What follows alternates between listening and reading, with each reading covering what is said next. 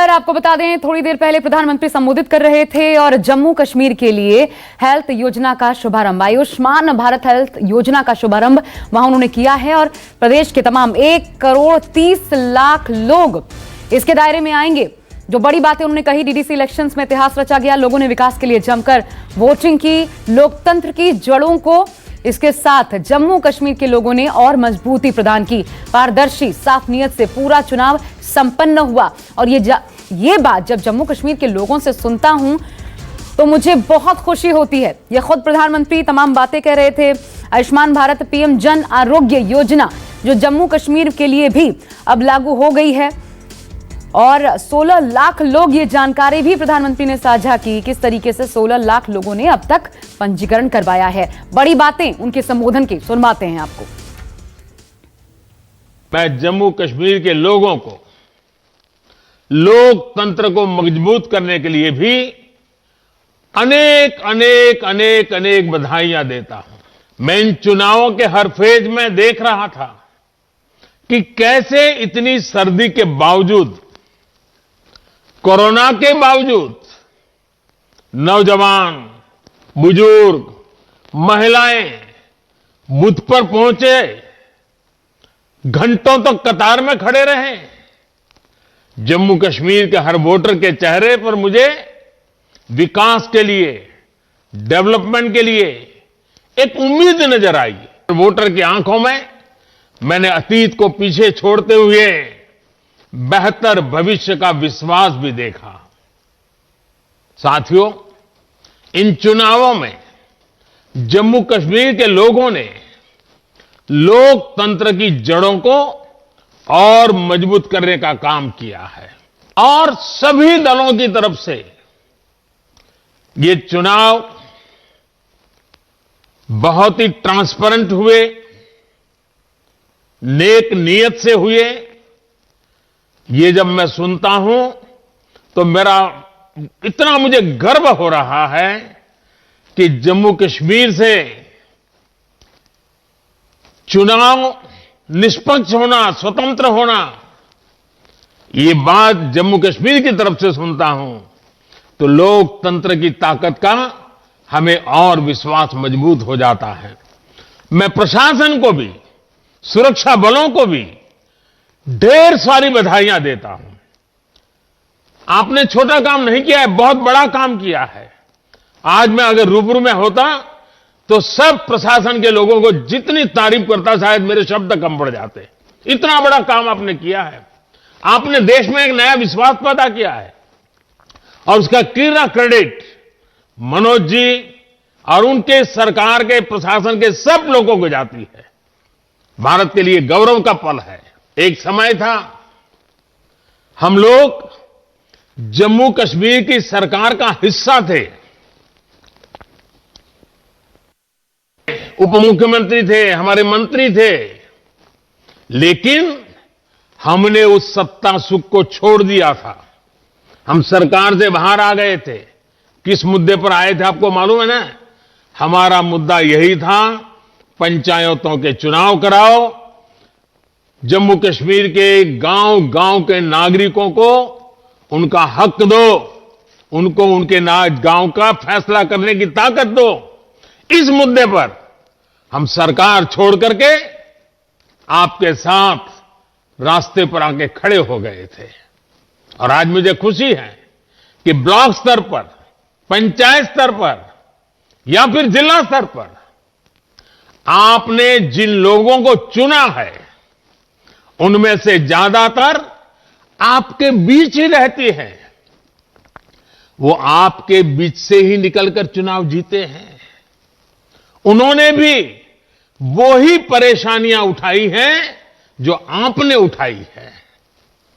उनके सुख दुख, उनके सपने, उनकी उम्मीदें भी आपके सुख दुख, सपनों और उम्मीदों से पूरी तरह मेल खाते हैं। आज का दिन जम्मू कश्मीर के लिए ऐतिहासिक है। आज जम्मू कश्मीर के सभी लोगों को आयुष्मान योजना का लाभ मिलने जा रहा है।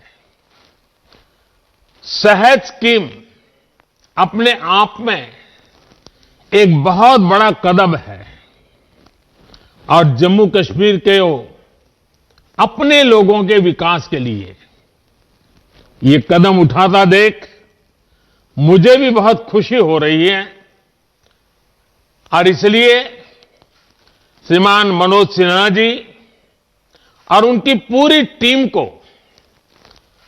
सरकार के सभी मुलाजिम को, जम्मू कश्मीर के नागरिकों को मेरी तरफ से बहुत बहुत बधाई है। जम्मू कश्मीर ने तो यूटी बनने के 1 साल के भीतर भीतर त्रिस्तरीय पंचायती राज व्यवस्था के चुनाव करवा दिए, शांतिपूर्ण करवा दिए और लोगों को उनका हक दे दिया।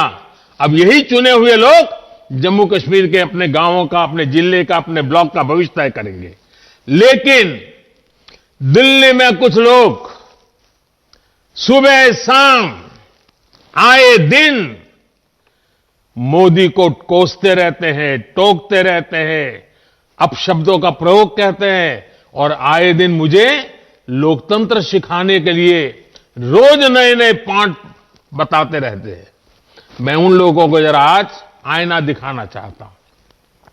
ये जम्मू कश्मीर देखिए, यूटी बनने के इतने कम समय में त्रिस्तरीय पंचायती राज व्यवस्था को स्वीकार करके काम आगे बढ़ाया। लेकिन दूसरी ओर विडंबना देखिए, पुडुचेरी में सुप्रीम कोर्ट के आदेश पंचायत और म्युनिसिपल इलेक्शन नहीं हो रहे हैं और जो मुझे यहां रोज लोकतंत्र के पाठ पढ़ाते हैं ना, उनकी पार्टी वहां राज कर रही है। लेकिन वहां जो सरकार है जिसका लोकतंत्र पे जरती पर भरोसा नहीं, इस मामले को लगातार टाल रही है। आज जम्मू कश्मीर के लोगों का विकास हमारी सरकार की सर्वोच्च प्राथमिकताओं में से एक है। चाहे वो महिला सशक्तिकरण हो, युवाओं के लिए अवसर की बात हो, दलितों, पीड़ितों, शोषितों, वंचितों के कल्याण का लक्ष्य हो या फिर लोगों के संवैधानिक और बुनियादी, हमारी सरकार राज्य की भलाई के लिए हर फैसले ले रही है। आज पंचायती राज जैसी संस्थाएं उम्मीद के इसी सकारात्मक संदेश को बढ़ा रही है। आज हम लोगों को ये विश्वास दिलाने में सफल हुए हैं कि परिवर्तन संभव है और ये परिवर्तन। और प्रधानमंत्री नरेंद्र मोदी के पिछले 2 संबोधनों को देखें तो एक अंतर आया है। पहले निवेदन की भूमिका में रहा करते थे, लेकिन कल जब अटल जी के जन्मदिन पर संबोधित किया और आज जब जम्मू कश्मीर के लोगों को स्वास्थ्य योजना का लाभ दे रहे थे, तब आक्रामक रूप में विपक्ष पर वार करते नजर आए प्रधानमंत्री मोदी। ये एक अंतर निवेदन और अब आक्रामक रुख देखने को मिला है। लेकिन हम सीधा रुख करते हैं। मेरे साथ आसिफ साहब मेरे सहयोगी जुड़ रहे हैं, क्योंकि ये आयुष्मान भारत पीएम जन आरोग्य योजना है और 1,30,00,000 लोगों को सीधा सीधा इसका फायदा मिलेगा, जैसा प्रधानमंत्री अपने संबोधन में भी कह रहे थे। आसिफ, लेकिन बड़ी बात यह है, आप वहां पे समझते हैं चीजें, ग्राउंड लेवल पर स्वास्थ्य का हाल क्या है, इस क्षेत्र में कितनी प्रगति हुई है, ये अपने आप में कितना बड़ा इनिशिएटिव है जम्मू कश्मीर के लोगों के लिए? देखिए, जम्मू कश्मीर में स्वास्थ्य को लेकर जो है पहले से ही हालांकि कई सारी मुश्किलें चली आ रही थी, लेकिन ये बात भी सच है कि स्वास्थ्य में कई यहाँ पर बदलाव भी देखने को मिली है, प्रगति भी हुई है काफी ज्यादा। लेकिन अभी भी लोग जो है कश्मीर में खासतौर पर सर्दियों के मौसम में स्वास्थ्य को लेकर काफी परेशानियां यहाँ पर सामने आती थी उनको, खासतौर पर जब कोई बड़ी बीमारी होती थी या इस तरह का कोई इलाज कराना होता था तो लोगों को कश्मीर घाटी से बाहर दिल्ली और दूसरे शहरों का रुख करना पड़ता था और उस दौरान लोगों को पैसे को लेकर काफी ज्यादा दिक्कतें होती थी और डोनेशंस जमा करने से लेकर दूसरी चीजें लोगों को करनी पड़ती थी। कई बार लोग अपनी जमीन बेचकर अपना इलाज कराने के लिए मजबूर हो जाते थे। लेकिन ये जो आज स्वास्थ्य की तरफ से एक तोहफा मिला है जम्मू कश्मीर के लोगों को, ये काफी ऐतिहासिक कदम है। इसके चलते अब जो अभी तक जी। केवल 20 लाख के करीब लोगों को इसका लाभ मिल रहा था, पूरे